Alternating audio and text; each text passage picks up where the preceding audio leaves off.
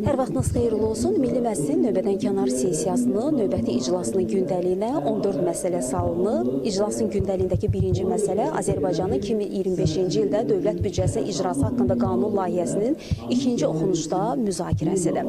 Mən bu qanun layihəsi ilə bağlı bir neçə mühüm faktı da tamaşaçıların diqqətinə çatdırmaq istəyirəm. Belə ki, 2025-ci il dövlət büdcəsinin icrası haqqında sənəd Azərbaycanın milli prioritetlərinin, o cümlədən ölkənin sosial-iqtisadi inkişaf strategiyasının birinci qayıdışa dair, böyük qayıdışa dair birinci dövlət proqramının uğurla icrasını əsaslandıran sənəd olub. Ümumiyyətlə, Azərbaycanın 2025-ci il dövlət büdcəsinin gəlirləri müstəqilliyimizdən bəri ən yüksək həddə çataraq 39,2 milyard manat təşkil edib.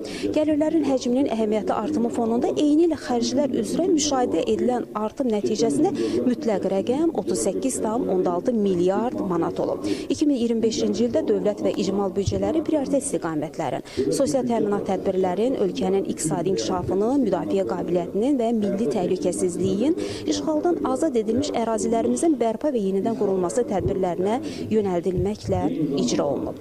Göründüyü kimi, 2025-ci ilin dövlət büdcəsi haqqında qanun layihəsi, ümumiyyətlə 2025-ci ilin dövlət büdcəsi ötən il qarşıya qoyulan bütün hədəflərin, vəzifələrin uğurla həyata keçirilməsinə əsas yaradıb. Hazırda layihə ilə bağlı çıxışlar davam edir.